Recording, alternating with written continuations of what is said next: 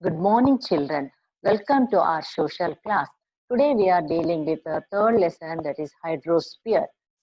In continuation to this lesson, I have come back to you with another interesting topics to be covered in today's class. Reliefs of the ocean, salinity of the oceans. We have discussed this in our previous class. Children, what is ocean? Ocean means a large water body. And how many oceans are there? There are 5 oceans. There are Pacific Ocean, Atlantic Ocean, Antarctic Ocean, that is Southern Ocean, Arctic Ocean, and Indian Ocean. And biggest ocean is Pacific Ocean. The word sea is often used interchangeably with ocean, but strictly speaking, a sea is a body of saline water, partly or fully enclosed by land. Millions of years ago, oceans were combined together as single super ocean was known as Panthalassa. You know this one. Now come to today's topic. Reliefs of oceans. The ocean basins are in many ways similar to the land surface. In lithosphere, we learned this. There are submarine ridges, plateaus, canyons, and terraces found within oceans. Ocean floor is divided into 4 parts. Children, observe this picture. See, ocean floor is divided into 4 parts. Number 1, continental shelf. 2, continental slope. 3rd, deep sand plains.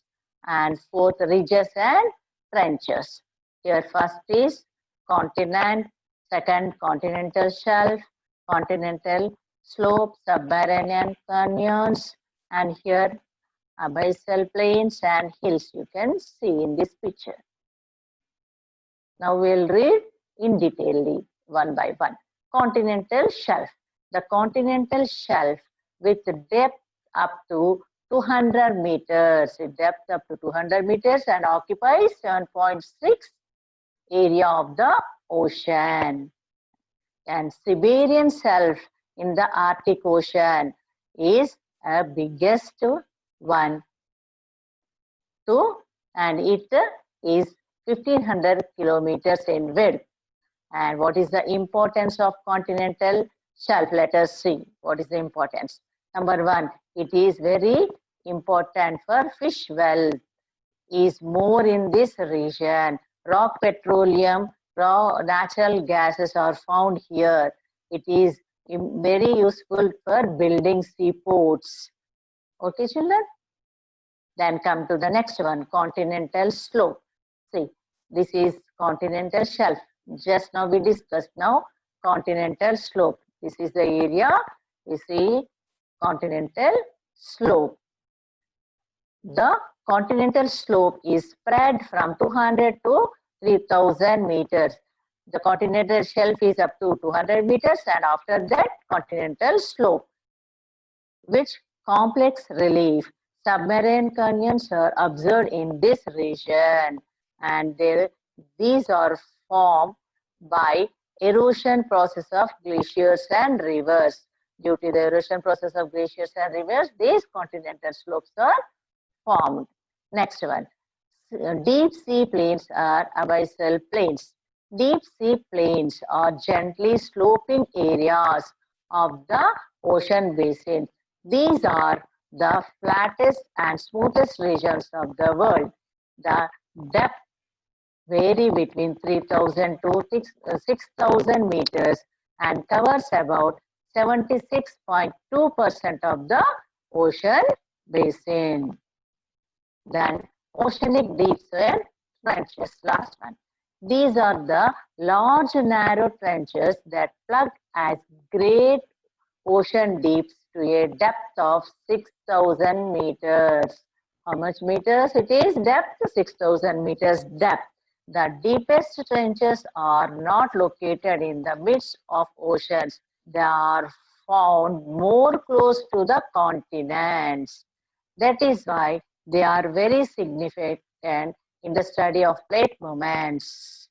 Mariana Trench in the biggest in Pacific Ocean, and its depth is up to 11,022 meters.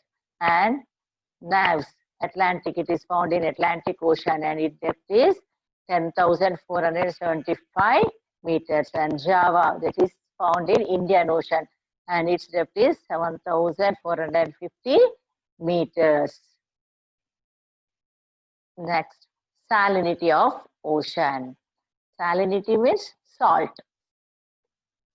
And you all know ocean water is salty. How it will become salty? From where this salt will come into ocean? Let us see. Most of the salt in the oceans come from land. Where it comes? From land. How? Over millions of years, rain, rivers, and streams have washed over rocks containing the compound sodium chloride, that is NaCl, and carried into the seas. Millions of years, since millions of years, rainfall, flow of rivers, streams, what they'll do? They will carry or wash over rocks containing the compound of sodium chloride. And these all sea and rainwater rivers will join into oceans, you all know. Because of this flow, they will carry this sodium chloride and they join the ocean. Due to this, ocean water becomes salty. Some of the salt in the oceans come from undersea volcanoes and hydrothermal vents. Here, sea volcanoes, you know, volcanoes eruption. Due to this also, this salt comes into the ocean. You can observe here the picture. When water evaporates from the surface of the ocean, the salt is left behind.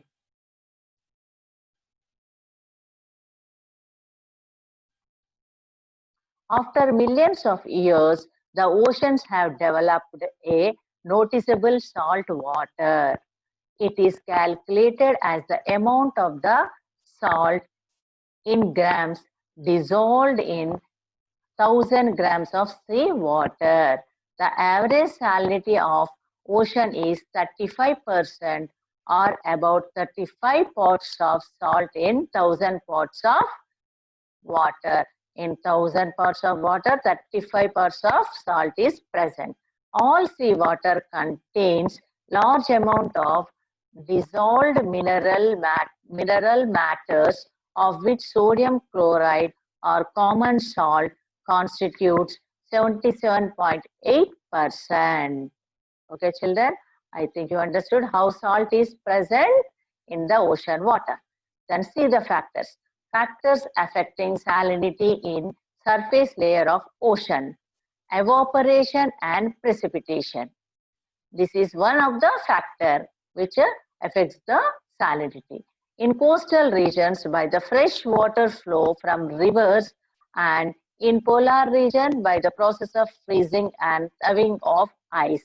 These are the two factors that affect the salinity. That is, fresh water flow from rivers and freezing in polar region, freezing of ice. And another one, winds by transferring water to other areas.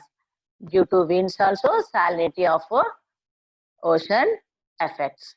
The ocean currents. These are the factors which affect the salinity in the surface layer of ocean.